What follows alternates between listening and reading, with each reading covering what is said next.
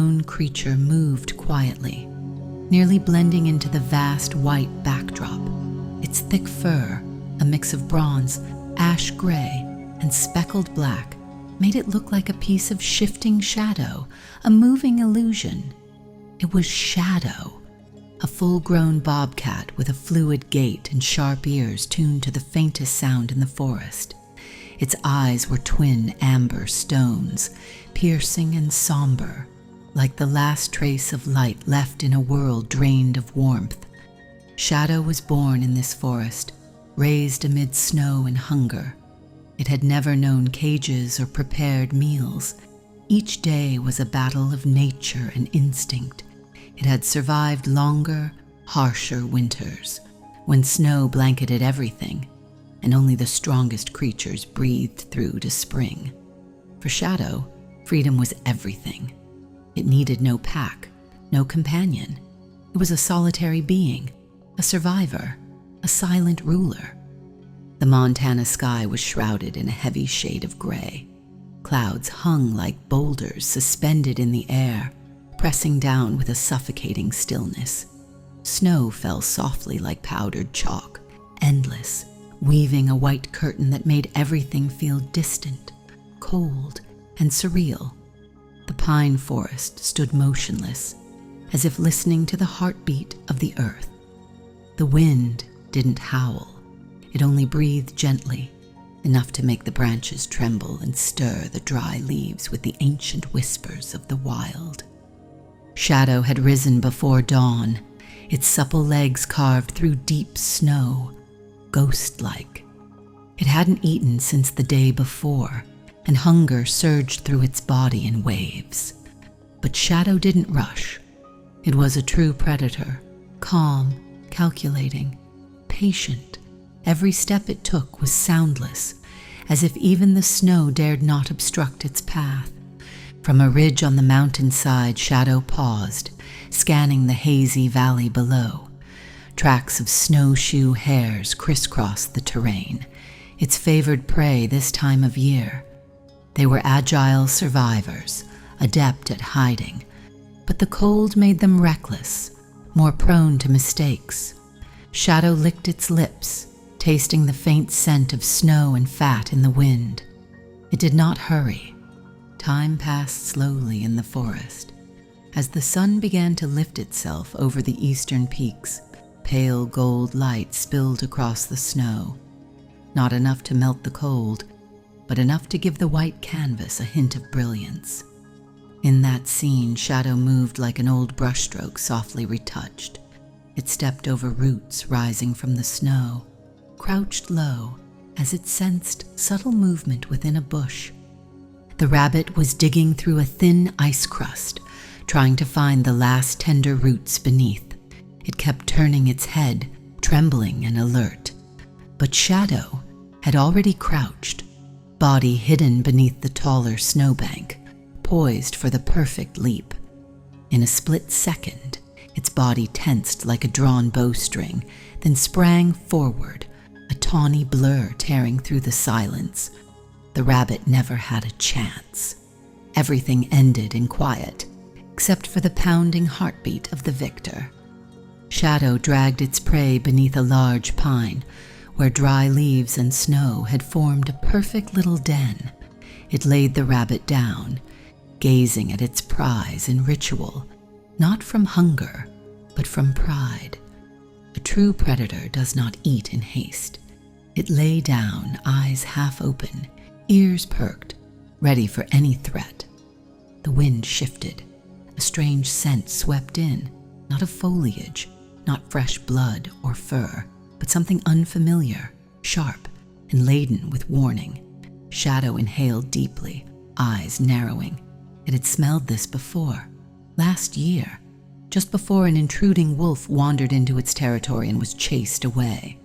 But this time, the scent was stronger, closer, and not alone. It let out a low growl from its throat, not loud, but enough to shake snow from the pine above, falling softly onto its back like nature's first whisper of danger. Shadow stood up. The meal was left behind. not from fullness, but because something greater than hunger had arrived. The wind thickened, no longer just cold air through leaves, but a hiss, like countless invisible claws raking across the snow. The sky, already gray, turned into a sheet of ashen gloom, thick as a shroud about to cover the forest. Crows screeched in the distance, scattering southward in chaotic flight, nature's ill omen. Shadow felt danger closing in, not from instinct but from memory. That scent, tinged with smoke, raw meat, and the sweat of hunting beasts, was unmistakable. Wolves, and not just one, a pack. Shadow's ears rotated constantly, head low, body tensing, bracing for combat. The cold was no longer the scariest thing. For one who had fought alone all their life, they knew. Creatures that hunted in packs were the deadliest foes. From the far edge of the forest, a dark silhouette appeared. Then another, then a third, 4. 6 gleaming eyes flickered within the leaves, shining with feral light. They didn't bark or growl. They moved in silence, slowly, but with precision. A circle was closing in. Shadow stepped back slightly. The snow crunched beneath its paw. A small sound, but enough to shatter the silence. And as if by invisible signal, they began to move. The alpha, large, black-furred like velvet, eyes like mountain stone, let out a soft growl and charged. In a heartbeat, the pack surged forward like knives slashing through the air. Shadow no longer retreated. It tensed, roared. A cry not long but sharp as cold steel. Then it leapt in. The battle unfolded in a nameless place where snow fell endlessly, as if refusing to acknowledge the presence of blood. Shadow pounced, claws slashing across the face of a young wolf, leaving a red streak across the ice. But another wolf lunged from the side, sinking its teeth into Shadow's hind leg. The sound of teeth cracking bone rang out, dry and brutal. Shadow hissed, recoiled, kicked into the wolf's head, then with a killing bite, clamped its fangs into the creature's neck. Blood spread through the air. The wolf thrashed for a few moments before falling limp, but Shadow's price was its left hind leg, throbbing, no longer agile. Another one leapt from behind, sinking its teeth into Shadow's shoulder. Shadow turned, bit back, claws raking across the enemy's flank. Fur, blood, snow, all fused into a savage and vivid painting. Each blow Shadow delivered drained its strength further. It knew it couldn't fight forever. The wolves had time, numbers, and the advantage of strategy. Shadow had only instinct and pride. Finally an opening, a gap in the circle. Without hesitation, Shadow surged through, its whole body like a flame repressed too long. Sharp teeth snapped in the air behind it, but a powerful swipe from the alpha left a deep gash on Shadow's side. Snow turned red where it passed. Shadow dragged itself forward, unable to run. The wind lashed its torn body in waves. Pain made every step feel like walking on knives. But the wolves didn't chase. They had their wounded prey, and instinct told them Shadow wouldn't last much longer. Darkness fell, and the snow changed character. No longer small, feathery flakes drifting lazily. Now shards of ice hovered, whipping into its face, its eyes, its open wounds. A blizzard was coming, bringing with it the white death. Shadow crawled into a dense thicket. A fallen log covered in moss formed a small bridge. It slipped underneath, trying to find something resembling shelter. The wind howled like madness. Trees bent. The sky vanished behind a wall of grinding clouds. Shadow's breath now came in weak, fading wisps. It curled into itself, body trembling. Its eyes lost sharpness, growing dull, as if the last light was preparing to leave its body. Night arrived. and the ruthless cold crept in. It tried to lick its wounds, but every movement shot pain to the bone. The blood no longer smelled fresh. It was metallic, thick, like rusted iron, repelling even the forest insects. Its body lost heat rapidly. Wet fur, thinned fat beneath the skin, no longer enough to keep warmth. Each minute that passed was a step closer to the edge of life and death. For the first time in its life, Shadow felt it was about to lose. Not because the enemy was stronger, not from lack of courage, but from exhaustion, from solitude, from having nowhere left to return to. In his delirium, flickers of childhood returned. A small den beneath decaying leaves, the warm scent of mother's milk, the gentle purring of a long-gone mother cat. That image surfaced, then faded like mist meeting snow.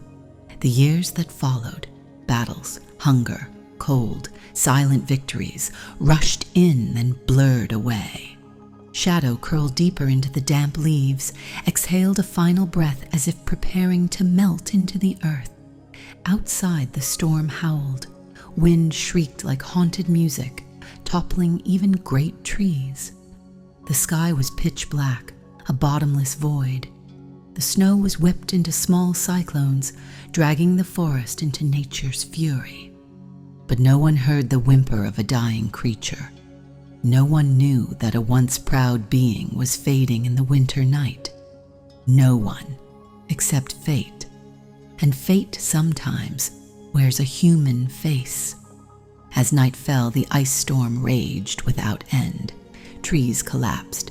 Dead branches flew like shrapnel from a torn world. Snow no longer fell. It poured, cascaded, as if the sky had split open and spilled white upon the land, burying every trace of life. Beneath frozen ground and fallen leaves, Shadow's body was nearly one with the soil. Each breath came weak, broken, eyelids barely closed, claws no longer gripped. His thick fur was soaked, crusted with frost in places. The wound on his leg festered, blackened blood clotted thick, torn skin exposing raw flesh and bone. His amber eyes, once bright as forest flame, had dulled, reflecting only the shadows of surrender. On that razor-thin line between life and death, the first sound emerged. Not a wolf, not a breaking branch. A different sound. Footsteps, measured and slow, muffled in the crunch of snow. A man. A swaying figure, moving between the trees, a backpack on his shoulder, a flashlight faintly glowing through dense mist. He wasn't searching for anyone. He was simply walking out of habit, out of instinct, following a call from within, like an old beast not yet ready to lie still. His name was Jack, a former rescue worker who had spent decades standing between life and death. He had saved people from floods, avalanches, fires, and wilderness disasters. But after a great snowstorm 3 winters ago, he withdrew, built a small outpost deep in the forest where no one came. No more sirens, no more cries for help, no more urgency. Only snow, trees, wind, and silence. But silence had its own language, and tonight he could hear it.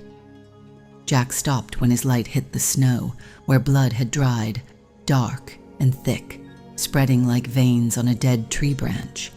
By instinct he crouched, brushed the icy crust with his hand, hard, cold, but recent.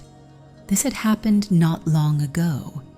He stood still for several seconds, his calloused fingers tightened around the flashlight.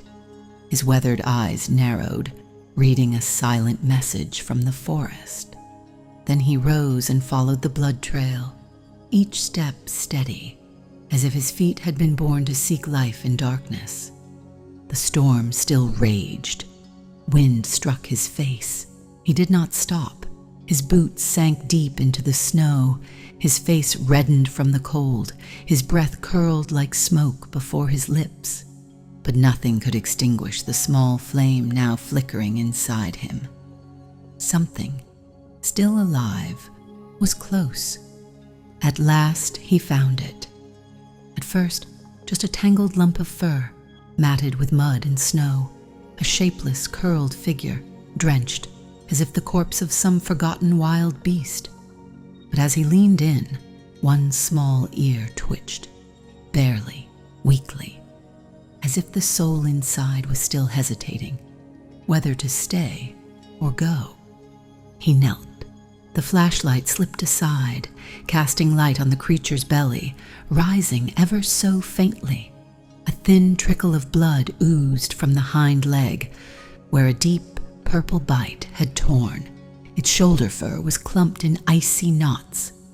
In that dim yellow glow he saw clearly it was a bobcat. Jack said nothing. He didn't need to. For those who'd lived too long in the wild, eyes spoke enough. In his, he did not see a dying animal. He saw a warrior still holding on. And as long as someone fought, Jack could never turn away. With all his strength, he dropped his backpack, spread his thick fur coat, and with bare hands gently lifted Shadow, as if holding a wounded child. The bobcat's body was limp, lifeless, but still warm, barely, but not yet gone. The way back to the outpost was over 3 miles. Snow fell thick, erasing footprints. Wind beat his face in waves.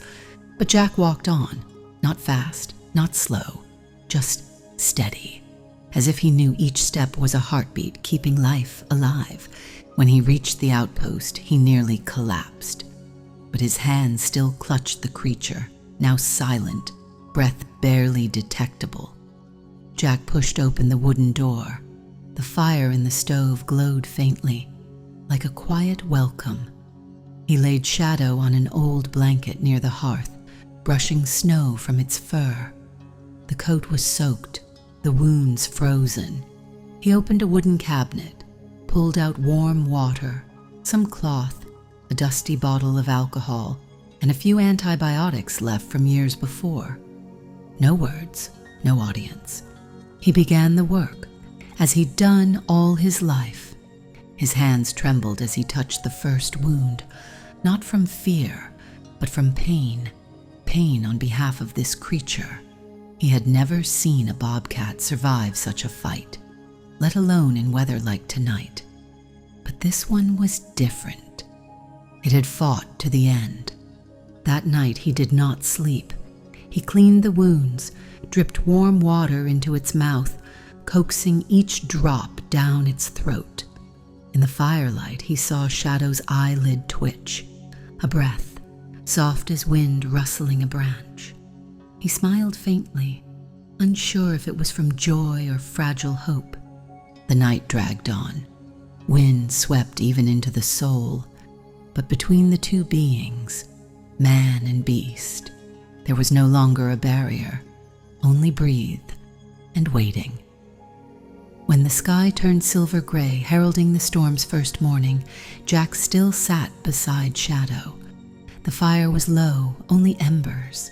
Yet in that fragile moment, the bobcat opened its eyes. One eye swollen, clouded, but the other is still amber, dim but unbroken. It looked at Jack, unmoving, then exhaled a long breath, as if to say, "At least tonight, I did not die alone." The first dawn after a storm lasting nearly 3 days poured gently over the forest, like the earth's quiet sigh of relief. The snow had stopped. The sun peeked timidly from the east, a fine thread of light weaving through thick, lingering clouds, slipping silently through the old wooden window of the outpost. In that instant, the room bathed in pale gold, reminding that no matter how long the night, morning must come. Jack sat there, back against the wall, eyes half closed. He no longer knew how much time had passed. His rough hands still held a warm, damp cloth, stained with diluted blood. Beside him, Shadow's small body curled within a thick wool blanket. Its fur was matted, the wound on its hind leg carefully wrapped. The shoulder and flank had been cleaned and disinfected. The smell of antiseptic mixed with wood smoke, acrid but comforting. Shadow had not fully woken. Its body twitched lightly, as if grappling with a dream best forgotten. Breath shallow but steady. The cold no longer clung to its skin. On its nose, a single drop of water clung, then slid toward the corner of its mouth. Jack leaned down, gently wiped it away. That small motion made his eyes well, not from sudden emotion, but from something long buried. Responsibility. He didn't name Shadow, didn't talk to it much. Only silent actions repeated each day like a ritual. Changing dressings, drying fur, dripping water, feeding spoonfuls of chicken broth boiled with roasted rice, and waiting. Some nights, Shadow woke in pain, growling softly, claws tearing at the blanket, reflexes of a beast whose soul still belonged to the wild. But when Jack's hand rested on its head, firm, gentle, its eyes softened, its body curled in, and it breathed again. Each morning, as sunlight slipped through the curtain, Jack opened the front door, letting in a breath of fresh air, but not too long to keep the warmth inside. He had no special medicine, no veterinary tools, only old knowledge, and a heart that had seen life rise from where only death had seemed certain. A week passed. Shadow opened his eyes more often. He still couldn't stand, but he could shift his body little by little. He didn't whimper, didn't cry, didn't try to leave. Just silence, the same quiet he had always lived with. But now his gaze no longer carried suspicion. One day, as Jack placed a bowl of water beside the blanket's edge, Shadow slowly extended his tongue to drink, just once. But it was enough for Jack to know he had chosen to stay, at least for now. On the 13th day, Jack brought back some dried venison, soaked it, and set it in a ceramic bowl near where Shadow lay. For the first time, the bobcat sniffed carefully, then gave it a gentle lick. The next day, he nearly finished it. And so, step by tiny step, a long journey was quietly taking shape. Shadow's body began regaining strength. He tried to stand, hind legs trembling, then collapsing, eyes narrowing in pain. But he didn't give up. Every day, after each meal and rest, he tried. Some days he fell over. Some days he managed a few seconds. And every time he lifted his head, he looked toward the window, where sunlight filtered through and touched the pines beyond, as if remembering something unnamed. Jack saw everything, but he didn't interfere. He simply placed his hand over his chest, where his heart beat steadily. An invisible thread had begun to pass between them in those silent moments. Day 21. The snow had partly melted. In the forest, broken pine branches lay bare after the storm. A few squirrels had returned, leaving tiny footprints on damp earth. Inside the cabin, the fire still burned steadily. Shadow could now walk, limping, but steadily. He explored the room, sniffed every corner, climbed onto the windowsill, and lay there for hours, staring into the woods, like redrawing the map of his world. Some afternoons, Jack sat in a wicker chair reading. Shadow lay at his feet, eyes closed, occasionally stretching his claws. No one said anything, but between them, a presence had become routine, a kind of peace that needed no name. Shadow's wounds slowly scabbed over. Fur grew back unevenly, like scorched earth recovering after a forest fire. But beneath the scars, his body grew stronger, more flexible. Once, Jack tied a small feather to a string and tugged it lightly. Shadow instantly reacted, pouncing, slashing, even hissing, claws flashing bright. A part of the wild had never left him. At times, Shadow startled awake, howling in his sleep, His eyes were wide, his body stiff, teeth bared as if still fighting. The nightmares hadn't gone, and in those moments Jack didn't touch him. He simply sat nearby, waiting. When the bobcat quieted, breathing deeply again, Jack returned to his chair, as if they'd developed a language of their own, understanding without intrusion. Day 30. Shadow stepped outside for the first time. Jack opened the back door, where spring air drifted in as softly as a greeting. Shadow paused at the threshold for a long while. His eyes swept the sky, the distant peaks, the gently swaying leaves. The wind carried pine, soil, and nature's subtle call, not loud, but persistent. He stepped out, slowly, very slowly, each paw placed on melting snow. The earth was soft, unfamiliar. Each step is like walking into a dream, both known and distant. Jack didn't follow. He simply watched. No calling, no holding back. Shadow circled the yard, then lay beneath a tree, closed his eyes, breathed deep. A quiet homecoming. And so, the bobcat who had nearly died returned to the world, not as a weakened creature kept alive, but as a spirit reawakened to survival through warmth, patience, and respect. He still had no name, but in his mind, Jack called him something he had never dared to call another soul: friend. Time flowed like a stream between stones, quiet, steady, unhurried, but enough to slowly erase the pain etched in both body and spirit. After more than a month in Jack's cabin, Shadow no longer resembled the shattered figure once dragged back from death's edge. The wound on his hind leg had healed, though it left a long scar, like a mark of fate. His fur had grown back, thick, soft, though lighter patches remained where trauma had scorched him.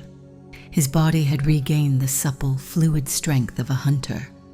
But something inside had changed. He was still a bobcat. His eyes still glinted with wild gold, his claws still sharp as ever. But now, when sitting by the window, his gaze didn't always face the forest. It lingered on Jack whenever he passed by, watching silently. When Jack sat by the fire, Shadow curled beneath his chair. When food was prepared, Shadow approached, not from hunger, but familiarity. It was within that familiarity that a quiet tension began to grow, like roots pushing through soft soil, slowly seeking space to rise. One early spring day, the sky was clear, and the forest sang with the first notes of renewal. Birds returned, sparrows chirped from treetops, and squirrels darted across the yard with tails fluttering like tiny flags of a new season. Jack opened the door at dawn, letting sunlight flood the cabin. The air was warmer, brighter, as if the world had been washed clean after long, snowy rains. Shadow stepped into the yard, no more limping, no more cautious glances. He walked straight, confident, muscles fluid beneath his coat. He sat in the sun's path, eyes closed. His whole body relaxed as if embraced by the warmth of deep forest memory. Jack sat on the steps, quietly watching. He didn't call, didn't gesture. He knew that moment belonged to Shadow. By evening, Shadow hadn't come back in. He lay beneath the large pine, head resting on his front legs, eyes half open. In the fading light, the wind carried scents of young grass, small prey, and water melting from old snow, the scent of the wild, the world he once belonged to. That night, for the first time, Shadow didn't sleep inside. He lay by the porch, facing the woods. No whimpers, no calls. But Jack knew something was shifting. In the following days, Shadow began to disappear in short bursts. First minutes, then an hour. Jack didn't look for him. He He left the door open, the water bowl in its usual spot, and waited. Some days he returned early, some late, some nights not at all, but by morning paw prints remained in the snow and warmth lingered on the blanket by the fire. He hunted again, first field mice, then squirrels, then a white rabbit left on the porch, as a gift, or a message. I am still me. Jack buried the rabbit at the forest's edge. He didn't react, no praise, no sadness. But that night he didn't light the stove. He sat in the dark, rereading his old notebook, where he once recorded rescues, the names of those he pulled from flood and storm. Each name is a memory. And now, he knew, there would be one name never written, yet never forgotten: Shadow. Then one day, when Jack returned from a 3-day forest trip gathering wood and supplies, the cabin door stood wide open. Inside, silence. The blanket remained, but no paw prints, no warm fur scent, no soft footsteps in the night. Shadow hadn't come back. Jack's heart skipped. He sat down, placed his backpack beside him. Wind drifted through, carrying a faint chill of late spring. He didn't cry, didn't speak, but in his eyes a deep hollow opened, the kind of men carry after living alone too long. He went on, cleaned the cabin, chopped wood, read, wrote. But each morning as he opened the door, his eyes still searched for a brown shadow among the trees. At meals, he placed a second bowl on the floor, then cleared it once cold. It was no longer a habit. It was believed that what's forged in life doesn't fade easily. Summer came. The forest changed robes. The last snow melted under the sunlight. Weeds covered trails. Wildflowers bloomed, and deer peeked from behind trees. And on an ordinary morning, as Jack watered the garden behind the cabin, a faint sound rose behind him. The light scratch of claws brushing the wooden porch. He turned, his heart clenched. Shadow stood there, silent, bigger, stronger, eyes blazing. His coat gleamed as if washed by forest wind. A few new scars marked his belly, proof of battles fought since leaving shelter. But he stood there, just as before. No growl, no leap, just watching. Jack didn't step forward. He simply crouched down and exhaled deeply. He knew. Shadow hadn't come back to be saved again. He came back by choice, because this place, though no longer his forest, was where he once found life again. From then on, Shadow didn't stay at the cabin, but he returned often, sometimes once a week, sometimes twice. He left prey at the doorstep. He napped on the porch. On stormy nights, he curled beside the old fireplace. But by morning, he'd disappear again. Each time, Jack never tried to keep him. He didn't close the door, didn't put a collar on him. He knew true friendship needs no leash. And like Jack, Shadow never tried to claim the cabin as his home. He remained a creature of the forest, free, fierce, sometimes ruthless. But with every return he brought life, a life untamed, but bonded. Between the warmth of human fire and the wild call of the deep woods, Shadow chose neither. He chose both. And in that tug of war, he found his truest self, not just a wild animal, not a domesticated pet, but a soul loved in the right way, without possession, without constraint, simply by existing within each other. Autumn arrived like a late love song. On pine-covered hills, the trembling aspen leaves turned from green to gold, falling like fragments of light gently returning to the earth. The air turned crisp, hinting that winter was quietly returning. Mornings blanketed the forest in mist. Birds fell silent. The deer herds began their slow move southward. Inside the small cabin nestled behind ancient pines, the fire still burned. but Jack felt a shift drawing near.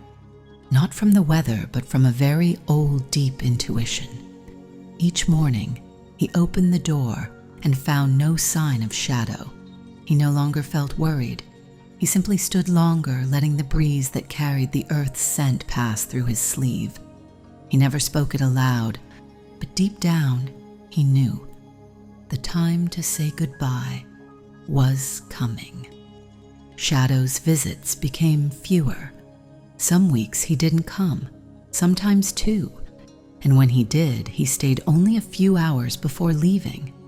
No more overnight stays, no more curling beneath the rocking chair, no more sleeping under the porch like before. He still ate a little, still nudged Jack's hand before departing, but his eyes now carried a quiet distance, like a thin river flowing between two hearts. Jack didn't stop him. He didn't ask. He just waited. And when Shadow vanished behind the trees, Jack returned inside, sat in the old rocking chair, opened his worn notebook, and wrote a few lines. No title, no date. Some friendships begin from instinct, grow through trust, and end by returning freedom to each other. On a clear morning in late October, the sky was oddly pure. Not a single cloud, not a single breeze. Trees stood still like solemn statues, and only the soft breathing of the earth could be heard. Jack woke earlier than usual. He didn't know why, only that sleep had been interrupted by a strange silence. Not a noise, but the absence of one. He stepped onto the porch, flannel shirt draped over his shoulders, and he saw. Shadow stood in the middle of the yard, on ground covered in dry leaves from the night before. He didn't move, just stood, head held high. No wind, yet his fur slightly trembled. His eyes looked at the door, deep, still, and quietly sad. Jack stepped down. He didn't rush. His feet touched the earth, each step feeling like a path he hadn't known before. Shadow didn't flinch. He walked forward, gently, slowly, and when he reached him, he pressed his head against Jack's knee, the way he always did when coming home after many days away. But this time the nuzzle lingered, not from weakness, but as a farewell. Jack sat down. His hand rested on Shadow's neck, slowly stroking, not holding, not clinging. In Shadow's eyes, he saw no hesitation, only peace, as if he'd reached the end of one journey, and now, with one final step, was ready to begin another. Shadow stepped back, then another, and when he turned, he didn't run. He walked steadily, sure, bearing the grace of a soul fully healed. Jack stood. He watched, didn't blink, didn't call out. Shadow's form shrank among the fallen leaves, then disappeared into the trees where morning light hadn't yet reached. He remained there long after the figure was gone. His heart tightened, as if a door had quietly closed in his chest, not from pain, but from too many unspoken emotions flooding in all at once. Sorrow, relief, longing, and above all, gratitude. Winter came again. This time no shadow at the windowsill, no soft claw sounds cross the wooden floor at night, no warm breath at the foot of the chair. Jack lived alone, like before, but the cabin no longer felt silent. Memory had sound, and the presence of a wild soul had left an echo in every corner. Each morning Jack still opened the door. Still I set out a bowl of water, though no one would drink it. Still muttered a few stray words, though no one would reply. But it was how he preserved life, the life that once returned and lit the cabin's heart in its coldest days. The next spring, when the snow had fully melted, Jack left the cabin earlier than usual. He went to the forest's edge, to the ancient tree where Shadow once lay for hours. There, he found faint paw prints, and a scratch on the tree trunk, not deep, but fresh. He laid a hand on it and smiled gently. Shadow was still alive, and he had come back, not to stay, but to say, "I remember." Jack didn't hope to see him again, didn't wait, but he believed that among a million forest footprints, one would always lead back to this cabin, where a friendship began, not with words, but with the quiet understanding of two lives shaped by hardship. Time passed like a stream slipping through the rocky gorges of memory. In the old wooden cabin deep in Montana's woods, Jack still lived alone, but was never lonely, because in his heart the image of Shadow remained, not just a wild animal, but the forest spirit who once stopped, found shelter, then left, but never vanished. Each winter, he looked out to the woods, wondering, somewhere beneath those branches, beneath the thick snow, does Shadow still remember this small cabin, where he was revived, where he trusted, where he first slept peacefully after years of weary pride, and then one year when Jack's hair had turned fully white and his hands no longer strong, he fell ill, not violently, not loudly, just slowly, gently, his body letting go, piece by piece. He lay in the bed near the window, where morning light touched him each day. His eyes dimmed, but he always looked in one direction, toward the forest. He no longer had the strength to cook, nor the hands to stoke the fire, but each evening he still opened the door, left a bowl of water, a piece of dried fish, and an empty space for a soul who might return even just once in the end. And then, on a misty morning, no wind, gray skies, as if the world was waiting for something, a sound gently echoed across the wooden porch. Jack opened his eyes. His heart, which had nearly fallen silent, stirred like an ancient bell awakened by new wind. Shadow stood there, no longer young. His thick coat bore pale streaks like morning frost. His eyes no longer burned, but they shone with something else, warmth, peace. He didn't leap forward, didn't hesitate. He simply walked into the cabin as though he had never left. He lay beside the bed, head resting on the old rug, eyes closing, heart beating slowly, but full of trust. Jack reached out with trembling hands, gently touched his head. That old rough hand, strangely warm. A fragile sound rose in the room, a soft purr, deep in Shadow's throat, his first purring in years. No words were spoken, but the cabin filled with something clear and bright, not sunlight, but the presence of a friendship returned, at the right time, in the right place, and whole. That day Jack closed his eyes, not from fatigue, but because he was ready. Beside him, the spirit of the forest lay guarding him as before. No fear, no regret, only peace, so deep that time itself paused in those final breaths. They say, even now from time to time, an old bobcat is seen wandering the edges of an abandoned cabin at the forest's rim. He doesn't attack, doesn't fear humans, just circles the porch, lies down briefly, then disappears. Locals call him the gentle ghost. But to those who know Jack's story, they understand. He's no ghost. He's friendship, still alive, still returning. A bobcat once abandoned in a snowstorm, saved by a lonely man, and who in turn saved that man's heart from a lifetime of forgetting, of silence. This isn't just a story of a wildcat and an old man. It's a story of healing, of giving without holding, of how a wild creature can touch the tenderest part of a human soul, simply by being there, quietly, unwaveringly. If Jack and Shadow's story has touched your heart, take a moment to leave a comment below. What stayed with you most from their journey?